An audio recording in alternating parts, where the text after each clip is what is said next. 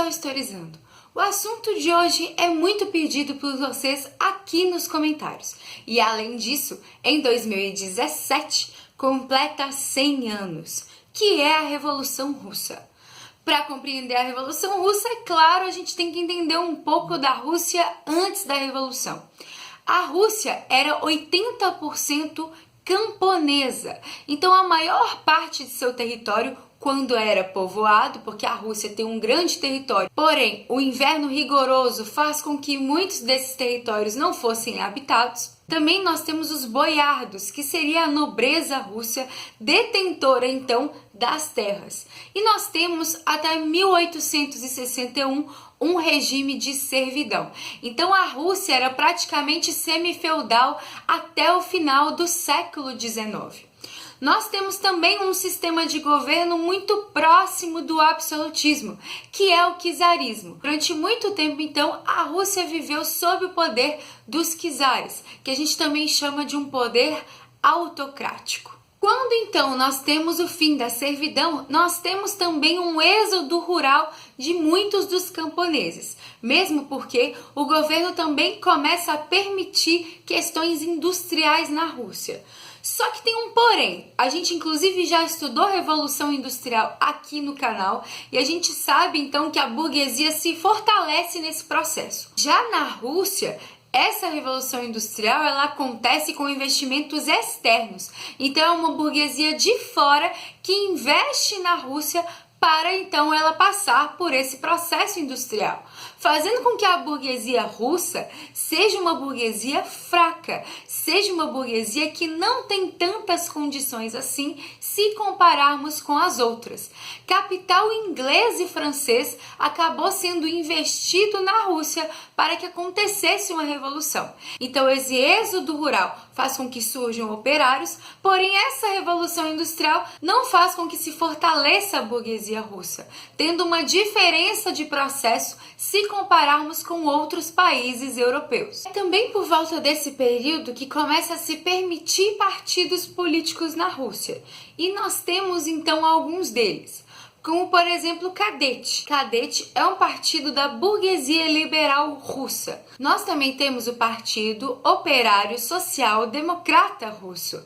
Esse partido tem então como convicção as ideias socialistas. Porém, em 1903 ele sofre uma divisão. E essa divisão é entre bolcheviques e mencheviques. Os bolcheviques são a maioria desse partido. E eles então têm um líder que se chama Lenin. O partido bolchevique, ele tem a pretensão de instalar o socialismo na Rússia de uma forma direta. Então, através de uma revolução, eles queriam colocar o socialismo na Rússia. Já os mencheviques, eles querem uma transição lenta para o socialismo. E por que isso? Porque o capitalismo russo ainda está em desenvolvimento, já que a revolução industrial está acontecendo, já que a burguesia russa é uma burguesia fraca. Então os mencheviques defendem primeiro o fortalecimento desse capitalismo e por isso a burguesia apoia nesse sentido os mencheviques e depois um socialismo. Só que olha só, dificilmente uma burguesia fortalecida vai apoiar a instalação de um socialismo. Então a crítica maior dos bolcheviques é com relação a isso. Então lembrem-se, os bolcheviques são a maioria e querem um socialismo direto. Já os mencheviques, que são uma minoria, querem uma transição lenta até se chegar ao socialismo. Em 1905, na Rússia, acontecem vários eventos que vão deixar a população insatisfeita. O primeiro deles é a Guerra Russo-Japonesa por territórios. Nessa época, então, nós temos o imperialismo forte aí, a Rússia e o Japão disputando territórios e a Rússia perde. Isso para os russos é praticamente inaceitável. A Rússia, como um país de tradição e um país, inclusive, de territórios enormes, perde para um país que, em questões territoriais, é muito menor do que a Rússia. Então os russos acham isso um absurdo e começam a fazer protestos. Mesmo porque as condições de vida na Rússia com o czarismo não eram as melhores possíveis. Então grupos como os sovietes acabam fazendo muitas greves e protestos. Sovietes são conselhos urbanos de soldados e operários, que acabam então se unindo contra o governo czarista. É também em 1905 que a gente tem uma manifestação pacífica rumo ao Palácio de Inverno do czar. Então, uma caminhada frente ao Palácio de Inverno em que padres e vários religiosos fazem parte desse protesto. Se você não sabe, inclusive na Rússia, desde essa época e desde muito tempo, a igreja principal é a igreja ortodoxa, que eu falo um pouquinho da cisma do Oriente no vídeo de Reforma Protestante. O problema é que esse protesto acaba em sangue, porque o czar manda sua tropa atirar nos manifestantes. Esse dia é conhecido como Domingo Sangrento. Lenin também chama esse dia de ensaio geral, porque afinal de contas é um ensaio para uma revolução, é um ensaio de protestos contra o sistema czarista e que o czar acaba então queimando seu filme, porque ele manda atirar em padres em protestos pacíficos. Em 1914, início da Primeira Guerra Mundial, a Rússia também faz parte desse conflito. Então entra na Primeira Guerra com interesses imperialistas. Só que a Rússia não tinha condições de entrar numa guerra. Ela tem problemas internos muito grandes. E aí acaba perdendo muito soldado, acaba tendo falta de alimento. Então a fome aí instalada na Rússia, entre diversos outros fatores, fazem o povo russo entrar em mais manifestações e greves contra o sistema czarista. O czar, mais uma vez, manda suas tropas reprimir esses movimentos, só que dessa vez os soldados czaristas não vão aceitar e vão então ficar do lado dos manifestantes. E aí, em fevereiro de 1917, depois de tanta pressão que o czar passa, nós temos um golpe aí, ou a chamada Revolução de Fevereiro, que retira Nicolau II do poder e então entra os mencheviques junto com o grupo do Cadete.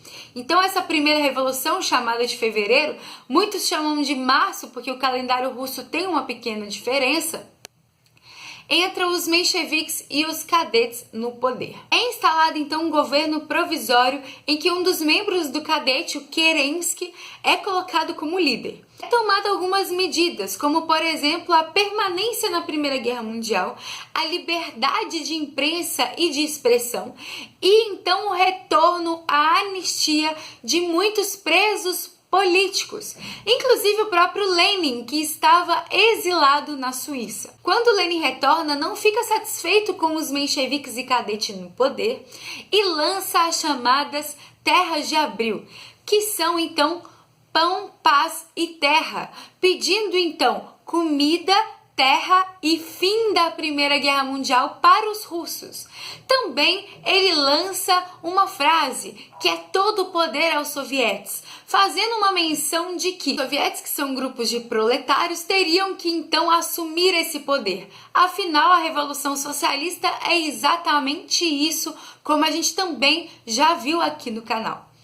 E aí, em outubro de 1917, o Lenin consegue reunir um exército e tomar o poder dos mencheviques e do Cadete, fazendo a Revolução de Outubro finalizar o processo revolucionário russo, já que os bolcheviques entram no poder e a Revolução Russa se completa se instalando o socialismo na Rússia. Assim que a Revolução se completa e Lenin se torna líder dos comissários do povo e instala o socialismo na Rússia, é retirada a participação da Rússia na Primeira Guerra Mundial com o Tratado de Brest-Litovsk, assinado juntamente com a Alemanha. Tem um porém, não são todos os russos que vão aceitar essa questão.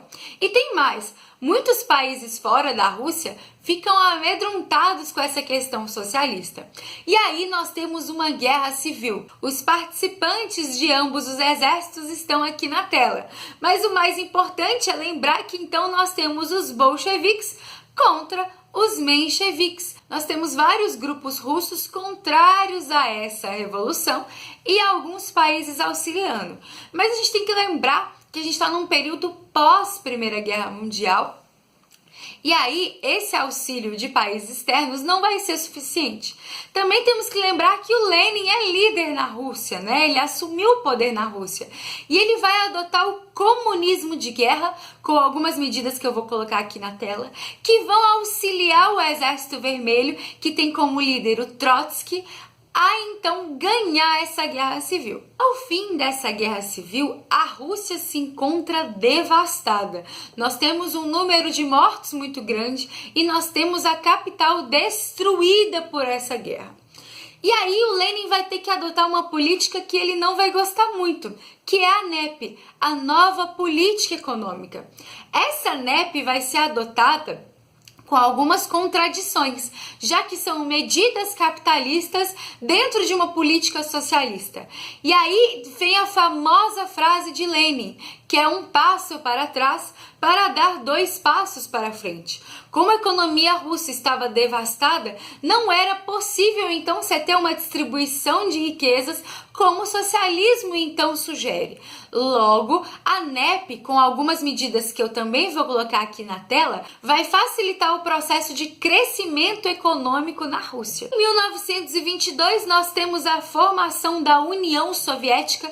União Soviética é essa que dura até 1991, com vários territórios anexados ao longo do caminho. E em 1924 nós temos a morte do líder, nós temos a morte de Lenin, fazendo com que a Rússia então entre em uma disputa.